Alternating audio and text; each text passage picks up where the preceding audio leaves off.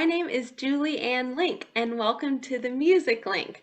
This week on the Let's Link project, I'd like to welcome bassoonist Colin Forbes-Abrams. Thank you so much for being here, Colin. It's a real treat, Julie. Just to dive in, Colin, could you share with us an overview of who you are and what you do as a professional musician? Yeah, I can do that. I play the bassoon. Who I am, that's a complex sort of It's a deep thing. question. I just turned 40 and I've been working between New Zealand and Australia as a musician, as a bassoonist, for the past 20 years.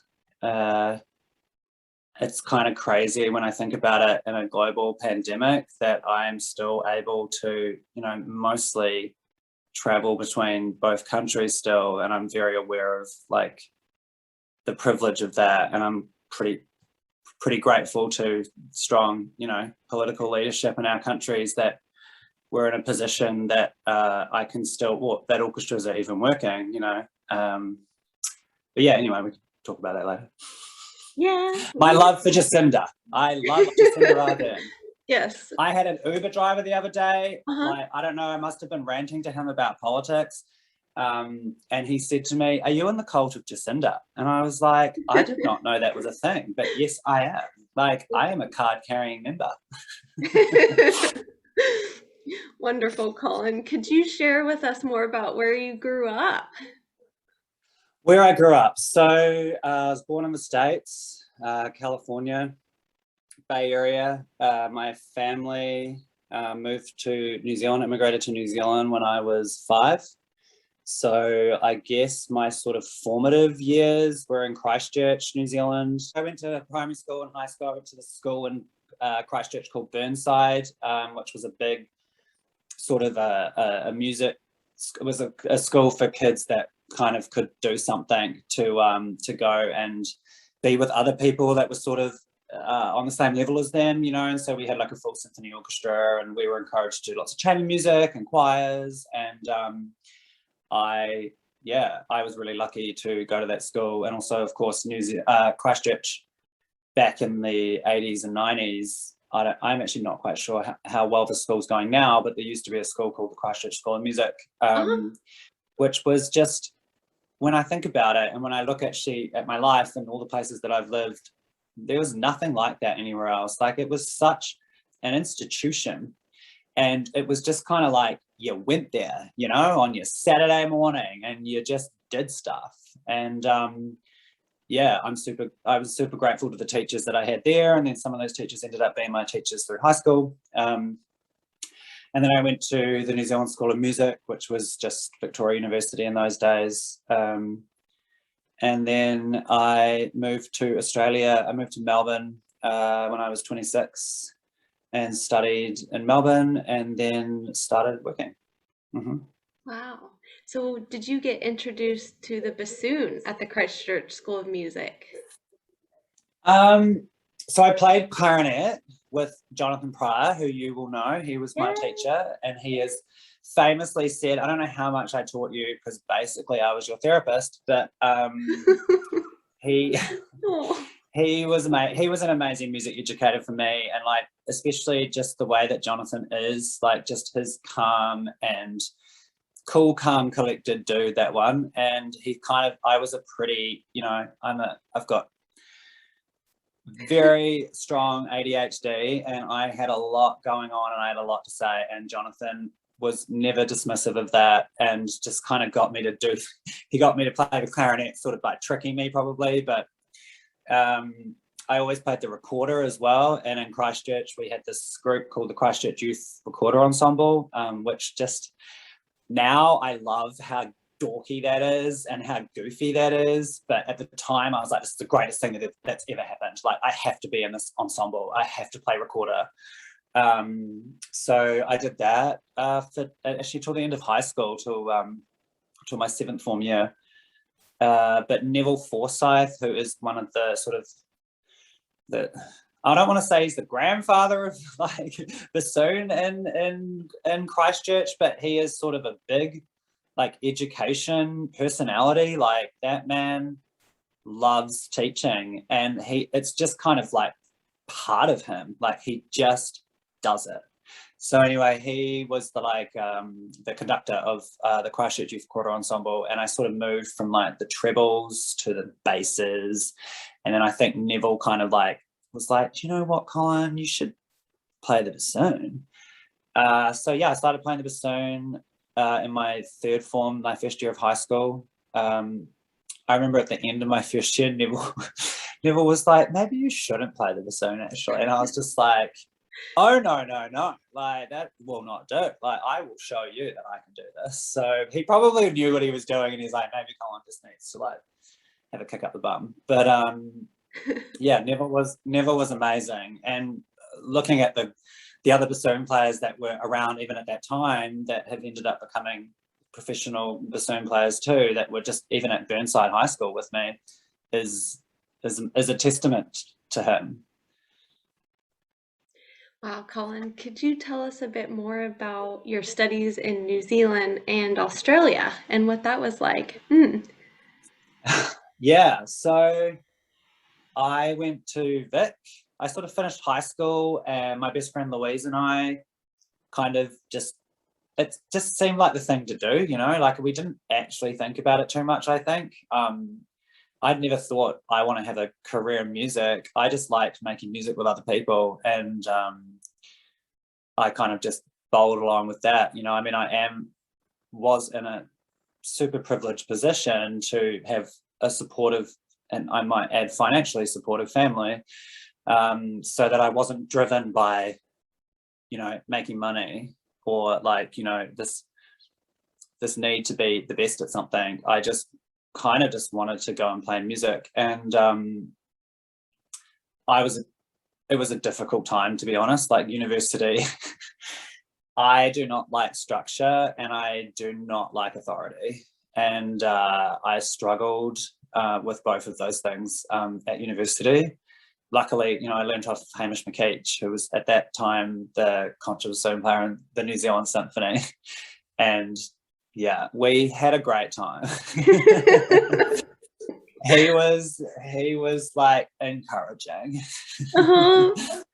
But yeah, so I studied with Hamish, and you know, like Mark today at that point was the head of orchestral studies at Victoria, and I do need to pay a tribute to him for installing a love and a respect for the orchestral music canon. Like for me, the bassoon has always just been my ticket into an orchestra. Like I like the bassoon, and I'm glad I play it. It's definitely the right instrument for me. But I was never obsessed with the bassoon. I'm obsessed with an orchestra. I'm obsessed with people coming together and creating this world. And I loved that Mark was able to, in his particular way, he was mostly just like telling jokes, but also like he did love it. And so yeah, we had these like orchestral studies classes, and I just cannot say how great those were, you know. And I was really lucky. I got to play in Wellington Youth Orchestra, and we, you know, banged through the repertoire. I started playing with Orchestra Wellington. It was called Symphonia at that time when I was still at college. And the amount of repertoire that I got to play with them, like, you know, as you know, like you get to do all the operas and ballets. Just, it really, we were so blessed in New Zealand, because to be honest, I really shouldn't have been doing any of that. Like I was not ready. I still didn't have like my reeds set up and my embouchure to, you know, to really have a stable pitch. But I guess there was no one else. So I got to do it. And I got to start playing with the NZSO when I was about 20. I remember my first NZSO, New Zealand Symphony Orchestra, for those that aren't from New Zealand. The NZSO were doing Verdi Requiem, and as we all know, that needs 4 bassoons. And so I got to go and play that with like I think Malvina Major was singing. It was epic. I don't think I played anything. I think I was too scared. There's that one bit at the end where I like, you know, the quartet that's, you know, you got to do something. But I was more like just in awe of like this immersive experience. And for me, especially that work, you know, like such an operatic, dramatic composer writing a religious work. I want to do this, but I want to be better, you know, like I want to actually be able to do it and not be stressed out or feel like I'm not at the level that I need to be. So yeah, then I sort of played with Orchestra Wellington and NZSO for a bit longer. And then, yeah, my partner at the time was doing his master's at Melbourne Uni. And I was still sort of just like a free spirit, you know, I was just like, oh yeah, like I can move to Melbourne. It seems crazy now, you know, like to just sort of move your life. But yeah, so we moved to Melbourne, and at that point, Melbourne Uni was amalgamating with Victorian College of Arts, and it took years for it to really settle down. And from my previous experience of struggling with sort of the academic system, like that I didn't fit that mold, when actually my brain just kind of worked differently. And anyway, so I started having lessons with Brock Imison, who is the principal contra bassoon of the Melbourne Symphony, who's actually only like 2 years older than me. But yeah, he changed my life. I started having lessons with him, and I remember the first 2 lessons I was like too scared to even play to him, because I was just like in awe of such an amazing musician, and also just like such a lovely man and super handsome. And I was just like, man, you've got it down, you know, like I just want to be like you. But I really wasn't. So Brock basically had faith in me. He was like, you just need to do the work, Colin, which you obviously haven't done. You've obviously got something in you that makes you love this, but I think something has kept you from really like putting it in. And he was like, I'll guide you, you know. So anyway, I started having weekly lessons with Brock for a year. I actually remember the second day that we were in Melbourne, it was in the middle of, we actually arrived into Melbourne in the middle of like the fires in 2008. Like they were really intense. And the whole city was sort of just covered in smoke.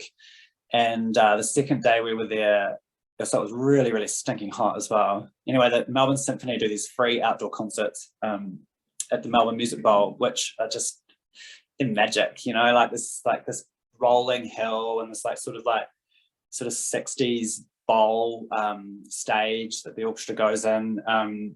And we went to Beethoven 9 at the bowl, you know, like this free outdoor concert of Beethoven 9.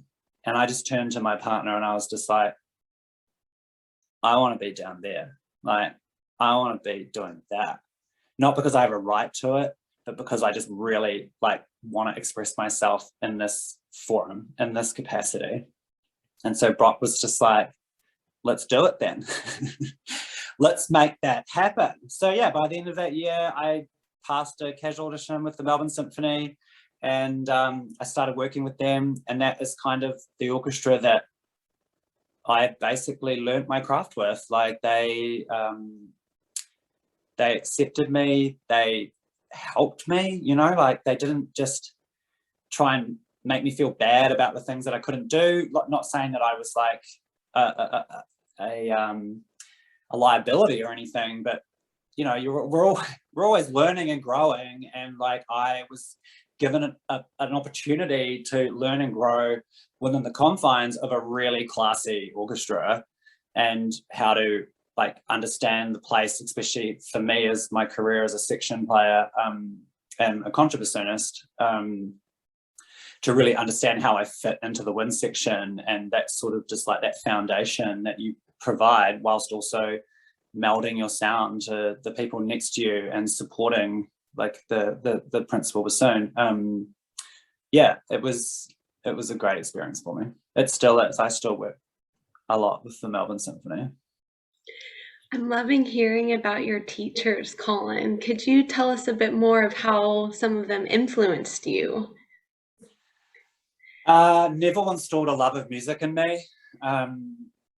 And I didn't understand it at the time, you know, like I didn't know that like doing like 13th century madrigals on recorder, and that sort of like the dissonance in those sounds was actually impacting how I was going to spend the rest of my life. Like, you know, like that was gonna, and it, you know, it was funny, I was just talking with my aunt the other day about mental health, and I've been diagnosed with bipolar, and I have things that I struggle with. I'm not going to say that like it's a disability, but she was saying to me that making music with other people, like not by yourself, making music with other people is one of the most powerful and healthy things someone can do, like for their mental well-being. That was installed in me as like a 12-year-old, which is amazing. And Brock installed in me like a love and respect for the contrabassoon. This is an instrument that until extremely recently was kind of like treated, like I've even had people kind of just, they still laugh when you play a solo, and I'm just like, dude, this is an instrument. And it actually, you know, especially with the new contras that Fox made and the contraforte, it's a beautiful instrument, you know, like, and it can be played, and it should be played beautifully. And Brock's love of that instrument and the influence not on just on me, but on like contrabassoon playing in Australia is immense of what he did.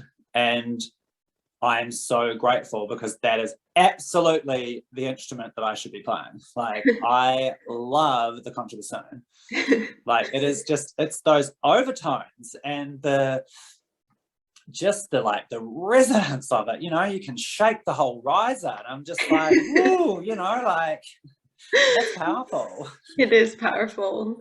And also knowing when to like tame the beast, you know, like knowing when to just like, you don't need, just needs to be a little bit, but then you know that it has the power for like serious destruction. Uh-huh.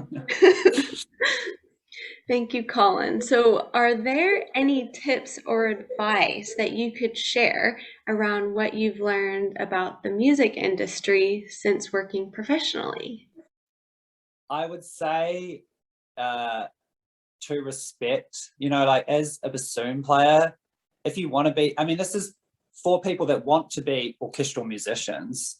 If you want to be a soloist or a chamber musician or an educator, that's a different thing. But if you want to be an orchestral musician where there's more than one bassoon in a section, like I think having a deep respect and understanding of there is nothing inferior or lesser about being in a section. And you know, throughout my career, especially with university students, I have noticed that like they seem to think that second bassoon is like sort of, it's like, it's embarrassing if you have to play that, or it's like it's tokenistic, or you know, next year we'll get principal. I've even had people ask me in the past, you know, as an adult, like, are you just striving to be the principal bassoon? And I'm like, no, like that is not my gig. Like I can do that, but I choose that. I prefer this. I think it's really good, and I was really grateful to Brock, and also I learned off Hamish McKeach as well, who was a contrabassoon player, to really be driven by the big picture of why you want to be in an orchestra, and if it's about how do you say this without being like confrontational, but if it's about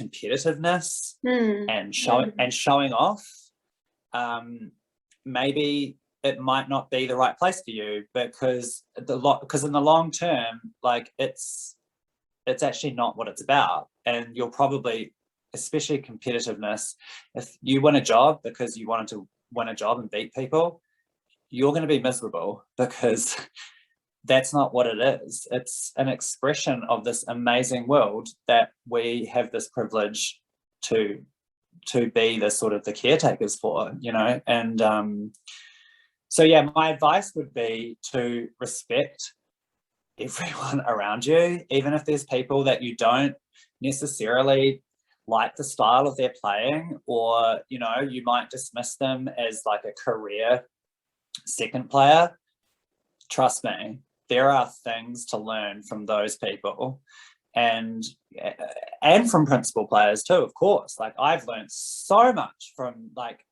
understanding how my colleagues play, and like I personally, because I was given the experience to sort of learn on the job, to sort of like work while still growing as a player, I realized that my ears are really attuned to emulation, and maybe that's why I love playing second so much, because I really just like fitting in. I like making that person, I like sounding and matching with the person that I'm with, and regardless of whether it is to my taste or not is beside the point. Like, I want, and it is my values to try my best to create a sound that supports them, and I've learnt that from sitting next to some amazing first Bassoonists. I was really lucky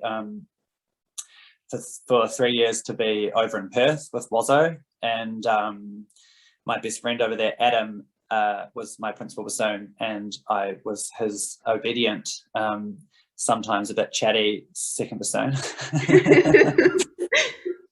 And just playing with your best friend is amazing, but also just becoming sort of just like, you just become a team, and it's not just about one person. And also, I think as well, why Adam was so great at that was because he plays a lot of second bassoon.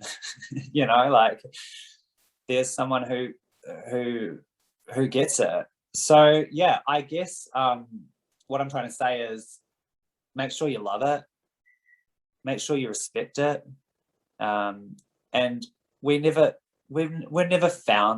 like, I've got it all down and I'm going to pass it on. We're always learning and growing, and just be open to that. Take the opportunities that are given to you. Like,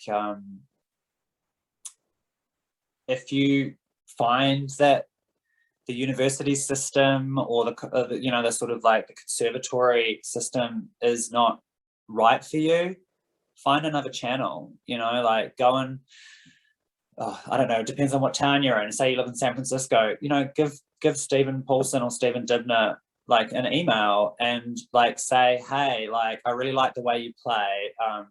I might not fit into a sort of a structured college system, but do you think maybe I might be able to like come and have some lessons with you, or even just have a coffee and talk about reads and see how you got into your career. And I think you'll find that lots of people did it and sort of had a different trajectory than sort of the prescribed one. And I'm not saying that like if you fit into the prescribed one and it works for you, then great, like, good. It's just not the only way. It's not like this is the way. Do you watch The Mandalorian? That like Disney, it's like Star Wars. This is the way. I'm just like, yeah, but also like, this is the way. Yes, I love that concept of ways. Yeah. And then I guess as well, like, start as I said, like, start doing auditions, start doing casual auditions. And if there's like a part-time professional orchestra, or like a semi-professional orchestra, or an orchestra where like professionals have retired, go there, like, go and play with people that are playing because they love it, and just play, and then start doing auditions. And don't accept if someone's just like, no, because you might just not be what they're looking for, but you'll definitely be what someone's looking for. You've just got to like keep trucking. I've got a lot of no's in my life. And I'm just like, oh well, I'm me, and that's okay. I'm glad that they said no to me now, so that I don't have to like have a career of having to be what someone else wants me to be, or just constantly disappoint. Yeah, and how those no's shape where we are now, and yeah, I mean, the no's are really important. And I guess for me, the last audition I did was a Bassoon audition in New Zealand, and it was a fascinating experience. I'm an alcoholic, and I've been sober now for 3 years, and I was about a year into sobriety, I think, at that point, and I had a lot of serenity. Like, I was blissed out. And I prepared my ass off for that audition, like, not in the sense that I just like practiced 8 hours a day, but I like worked on having faith in myself and believing in myself and being like, do you know what, Colin, like, you're a great orchestral player. You've been doing this with great orchestras for a while now. Go into this audition and just play like you play. And if they don't like it, that's okay. You know, like, and that is what happened, you know, like, I turned up, I was not anxious. I kind of like, you know, I go to AA and I just kind of was like sitting in my serenity prayer, you know, like, accept the things you cannot change the things you can, and know the difference. And I was like, I can't change how the panel is feeling on this particular day. I can't change who they are and what they're looking for. I can only do what I can do, which is to play and what's the word? To show to the best of my abilities what sort of musician I am, within a super stressful situation, like being in an audition with like a panel of your colleagues who are obviously the hardest audience you play to, on the other side, judging everything you do. But I just decided not to think of it like that. I was just like, yeah, I'm going to play some Mozart, and then I'm going to play some contrabassoon, and then I'm going to play some Ravel piano concerto, and it's going to be fun. And I sort of just like, yeah, I got through the round, and I realized as well, like, my natural instinct is quite, it's not maternal, but like supportive, you know, like I kind of get my sense of worth by kind of helping others and being decent. And so I kind of just like looked after sort of younger people at that audition, because I also didn't want them to come away from that and feel like they needed to quit which I've seen happen, you know, like people do an audition and they just get so disenfranchised and kind of like cut up about it that they just kind of give up. And I'm just like, no, don't do that. Like, you know, this is just someone's opinion, and also this is an amazing experience regardless, you know, like, you've got to take away what's good about this. And I remember ringing my parents, who struggle with my career, but I was elated, you know, that I didn't win that job. Yeah. I was just like, I was so proud of how I played and how I felt like, for the first time in my life in an audition, which I've struggled with because I'm not competitive, that I was able to represent myself really, really well. And it was fine that I wasn't what they were looking for. And I really respect that orchestra and those players. I do. I love them. I love the way they play. And it's okay. And my parents just were like, but you didn't get it. I'm just like, yeah. And that's okay. Yes. You know, like, it was worth it. It was totally worth it. And I got there, you know, at, how old was I? I was 37, you know, and that is fine, you know. A friend of mine won her job second oboe at 40. And she is a gun, and she was always a gun. And she'd done probably 50 auditions, and she just never gave up. You know, she had faith, and she just kept going. And I admire that more than anything, you know, I do. I'm not saying there's anything wrong with people who just like win their first job and, you know, from their early 20s, they're playing in a really great orchestra. They're awesome too. But for some reason, I really like resilience and determination and maybe a bit of stubbornness, you know, like, it's just like, and a love for it. It's just like, no, just keep going. Colin, I wanted to ask, have you ever thought about changing careers outside of music? Well, I mean, you know, my career is extremely sort of ad hoc, and, you know, I always have to address how much longer I can sustain this or do it. I mean, my answer is always like forever, because it's an addiction and it's a cult, and those are both wonderful things for me. You know, like, I love this addiction, and I love being part of an orchestra. And so I've sort of always kind of done other things, you know, like I supported myself in my 20s as well by working in hospitality, which I kind of was a natural for because I'm sort of, you know, friendly, and I don't devalue people that work in service. And I teach, and I really love taking like wind class at university.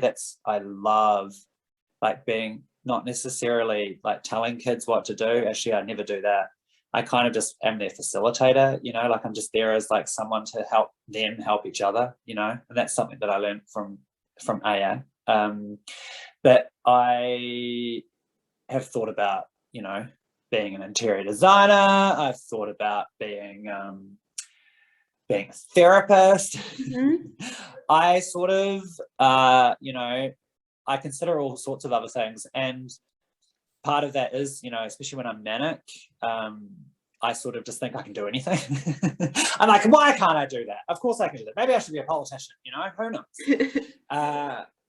But also, you know, the pandemic happened last year. And when they stood the Melbourne Symphony down, I really actually had to reflect on this exact question, because at the time I was like, I don't know what to do. You know, like as a New Zealander living in Australia, I didn't even know whether I would get financial support or anything. So I moved back to New Zealand, and I lived at my family's batch on the West Coast almost for 2 months. And it was probably the greatest experience of my life. Like that time to reflect, you know, to grieve. You know, I grieved music. You know, I was like, I don't know when I'm going to be able to do this again. And I grieved for my colleagues, you know, and I grieved for the world. But I was grateful that I was given the time to do it. You know, no hustling was existing.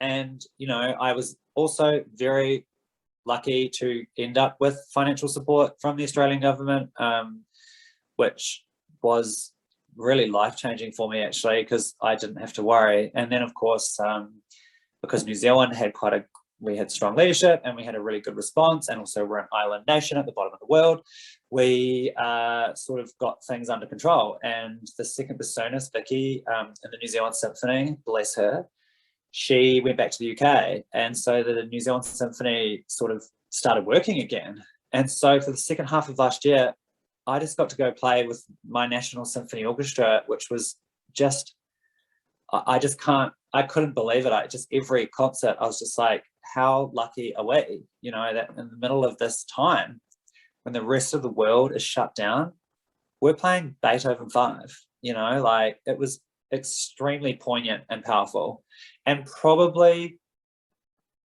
cemented my faith in the fact that this is what I'm supposed to be doing, you know. And in a way, I guess the silver lining of the pandemic, because I'm kind of a sort of glass half full kind of person, I always just try and find a positive even through extreme suffering, is that I was given that opportunity to reflect on my career and whether it was something that I still wanted to make huge sacrifices in my life to do.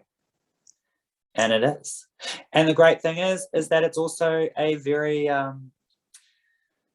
flexible career, you know, like you can go for a couple of weeks where you're rostered off, or, you know, you're not working for those weeks, and you can look at other things that you can do, you know. And I've got really good at building bookcases and linen cupboards, because I was like, how hard can it be?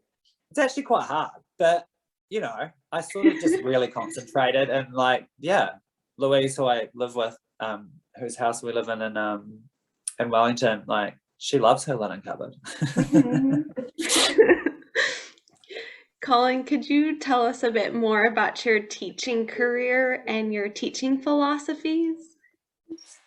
Yeah, I can. So I haven't really done a lot of like, I haven't had a student, say for example, like Jonathan Pryor was to me, where he basically taught me for 10 years.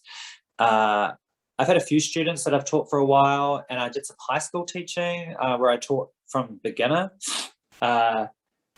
which I actually really enjoy. Like, I love the attitude and the sort of they sort of haven't like become jaded yet, teenagers, you know, like they sort of, yeah. And I really responded. We sort of bounced off each other, these kids that I taught in Melbourne at these, God, they were good kids, but they but yeah, I didn't love that it was the private school system that kind of like, you know, Australia's a great country on heaps of levels, but like the sort of ingrained class system that no one ever talks about kind of ecked me out actually in the end. And I was like, why do these kids get that? You know, like that's not fair.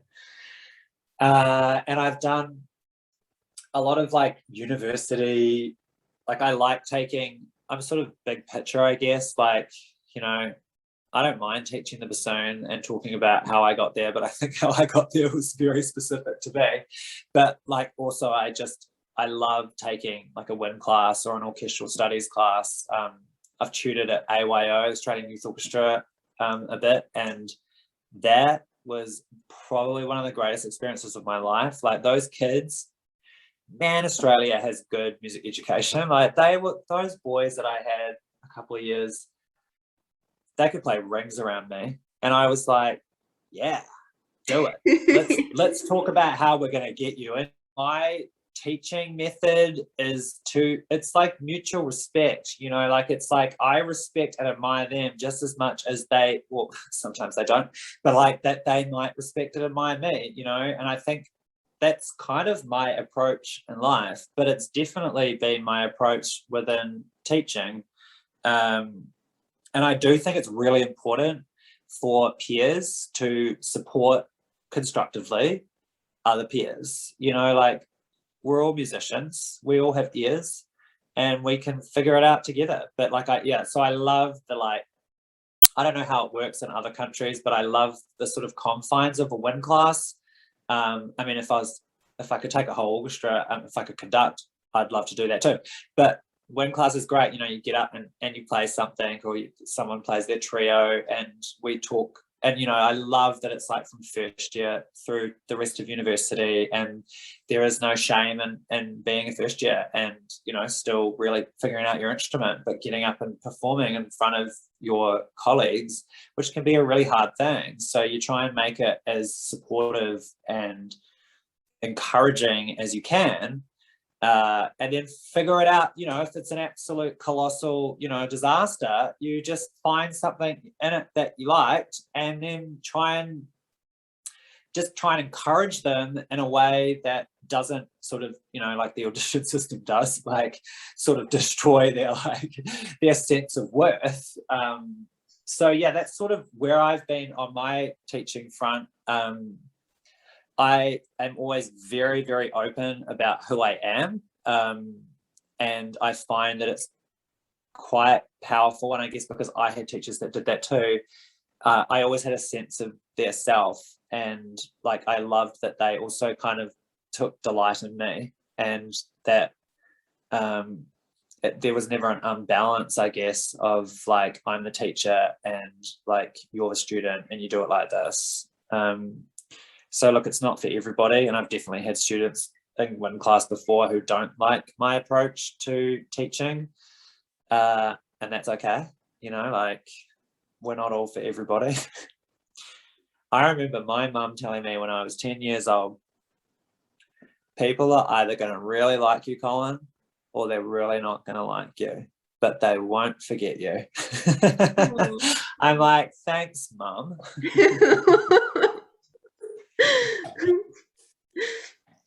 Colin, do you have any tips or advice that you could share with us around coping with music performance anxiety, if that's something that you've experienced? For me, I think I've sort of just got a faith in myself now, that it's okay to make mistakes. I mean, when you're playing professionally, orchestrally, I used to sort of like what's the word when you make a mistake, especially in an opera or something, and you kind of mull over it for the rest of the opera, and then what happens, you just end up making more mistakes, and then it's just kind of like a spiral down. I would recommend like not stressing about the instrument if you're in those situations. I would probably say think more about it psychologically, like sort of talk about it with someone and try and figure out whether it's something that you actually might be able to change with your thought patterns, like use some cognitive behavioral therapy or something. I knew a bass clarinet player and he was practicing in his room. And I was like, I can't hear anything and I can't hear you playing. And he's like, yeah, no, I'm not practicing clarinet. I'm practicing music, like I'm like thinking about it. And I was like, yeah, that's good. I just thought that if you are becoming super anxious, and especially with an instrument like the bassoon, as you know, Julie, like, man, if shit starts to go wrong, like, it goes downhill real fast, like you sort of become like 20% of your ear, and like it just, everything goes wrong, and so to be able to have mechanisms in place, and maybe one of those mechanisms might be to actually remove the clunkiness of the instrument in your hands and just like sing it, understand a line. Yeah, for me, actually, in that audition, just talk about that audition that I did recently. The other thing I did was I realized I'm super color sensitive. Can you tell by my beautiful outline? And I decided to look into how my brain reacts to color, rather than just like looking at black and white music or pencil markings and pen. I was just like, nah, let's look at some different options. Anyway, I found out I find the color green very calming. I find it encouraging, and I find it like I can concentrate and stay somewhere if I've got a green. So I took a green like highlighter and just put a line over each of the phrases of over lots of things, but especially in the Mozart Bassoon Concerto, over those phrases. And I told myself, and this is where it comes down to psychological, I was like, whatever happens, you stay on the green line, Colin. The green line's going to take you through. You're not, all this other stuff that's happening underneath, that's just there because the green line is going through. And it really worked. And I remember people poo-pooing me. They're like, stop wasting time with this color shit. Like, you need to just like practice. And I'm just like, well, this is my practice, like I am looking at how I learn and how my brain works. And I'm open to different ways of thinking about it. But yeah, I don't know. It's hard. I've had friends that have that really, really struggle with anxiety, like performance anxiety. I think I'm just a show pony, like not in the sense that like I want to show off on the bassoon, but like I love being on stage and I love like being part of this world. Are there any music related injuries that you could share with us about? Yeah, I have actually. So I do a lot of doubling, and I've had to be really careful about the seats that I sit in now, and where I place my instruments, especially if you're doing if you're doing Rite of Spring, that fourth bassoon part doubling, second contra bassoon is perpetually changing instruments. It is like ballet. It's like whoop, choop, choop, choop, choop, choop. And if you don't do that right, it can affect your back. And so I damaged a disc in my back 6 years ago. Yeah, 6 years ago, 2015. And it was debilitating, actually. I did not deal with that well. I ended up getting sciatica, and so I couldn't drive, and I became really despondent. I started drinking a lot because I was just depressed, and yeah, it was not a great time. But I decided, eventually I was like, something's got to give. So I actually ended up getting steroids injected into my back, and Mhm. that definitely helped. I mean, it's sort of a short-term thing, but it sort of gets you in a place where you start exercising again and build up your muscles. And then I am hyper vigilant, almost militant about how my setup is when I'm playing. And I've had people call me a diva before, you know, they're just like, you're being a diva about what you need. And I'm just like, no, I just need this, like this, so that I can do my job. And I really am not a diva.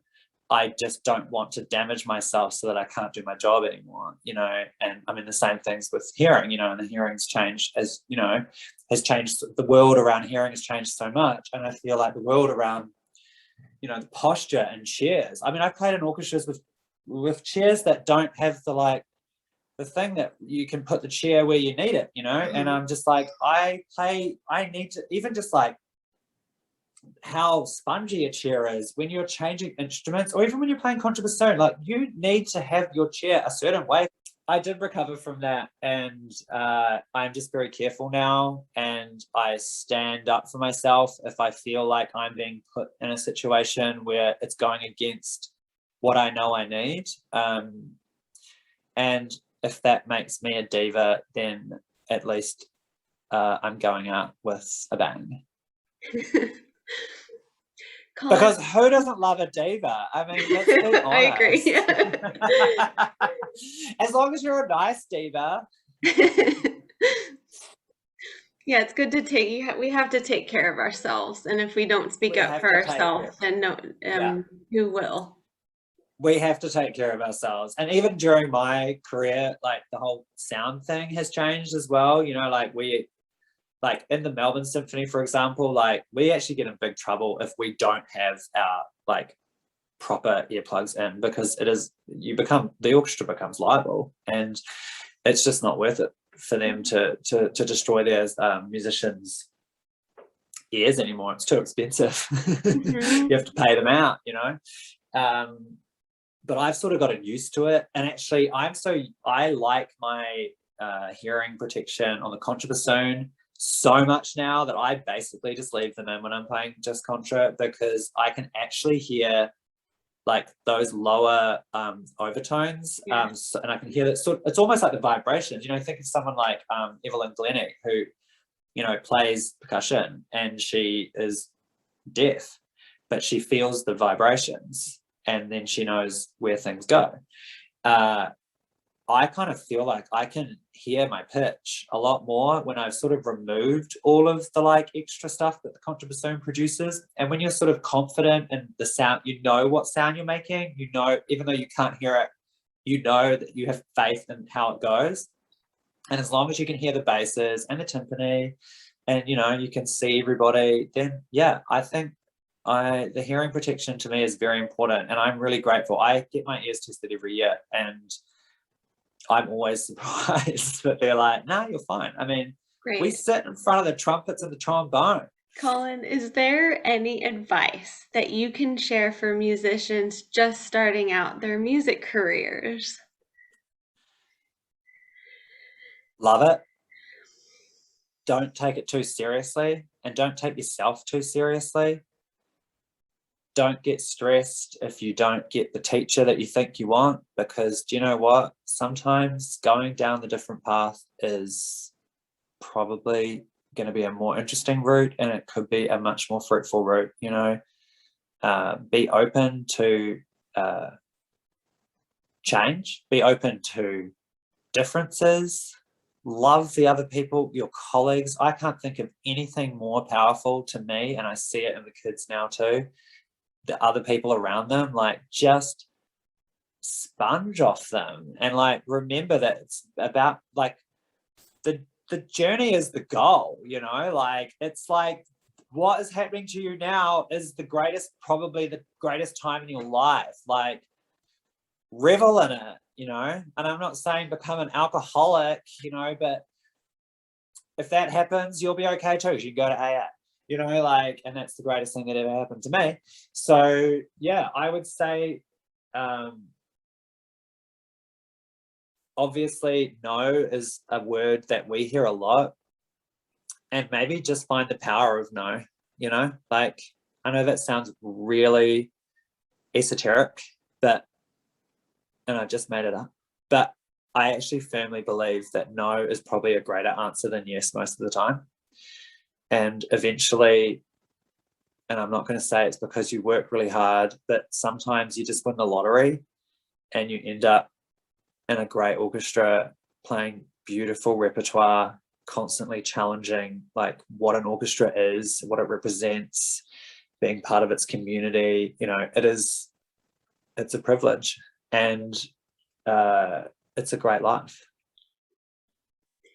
Is there anyone that you would be interested to see interviewed next for this project? Well, obviously I would say Brock Imison. Like, he's everything, and also just a super interesting musician. You know, Brock's also, you know, plays principal bassoon with the Australian Chamber Orchestra, and with sort of he's a probably one of the greatest Baroque specialists on this side of the world, and his love of all the different types. He has like 12 bassoons at his house. I'm like, Jesus, I can barely play just the one I've got, you know, and he plays heckelphone, and he is super interesting because his love of like figuring out the bassoon, even though it's very different than me, I'm just like, I just need it to do what I need it to do. Like, I don't want to know 50,000 different things about it. But I love that about him, like how much he loves it and how much he just wants to figure it all out. And, you know, like his journey to where he is, you know, he's had a very different career than me. He got his job when he was 22 in the Melbourne Symphony, and I think he'd be a super interesting person to talk to because, you know, he's also he reflects on his career, and yeah, and he's an amazing educator and just a super all-around great guy. Of course, I would say that because I love him. Well, wonderful, Colin. Thank you so much for this opportunity to interview you and get a glimpse into your life and career as a professional musician. Thanks, Julie. For everyone tuning in, keep an eye out for 2 events held every week on the Music Link. Every Thursday Central Daylight Time or Friday afternoon New Zealand time, a new YouTube video launches, and every Sunday Central Daylight Time or Monday afternoon New Zealand time is a live group Zoom discussion session with great new guests every week that you can register for on the website.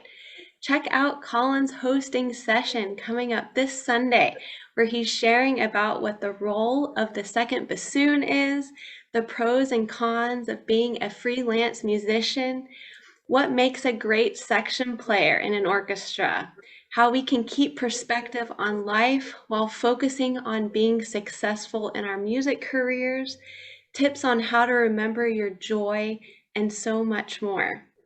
Find out more about Colin on his Instagram at colin.colorado, and feel free to reach out to him anytime. He would love to hear from you. Please like, comment, and share any questions or feedback in the section below, and we'd be happy to incorporate these in the live discussion. Please subscribe to the channel and turn on the bell for notifications, which really helps keep the Music Link moving forward. Check out the Instagram and Facebook pages too for more information. The Music Link is a New Zealand-based resource for people around the world to share, learn, and connect through music. Thank you for watching, and I'll see y'all in the next video.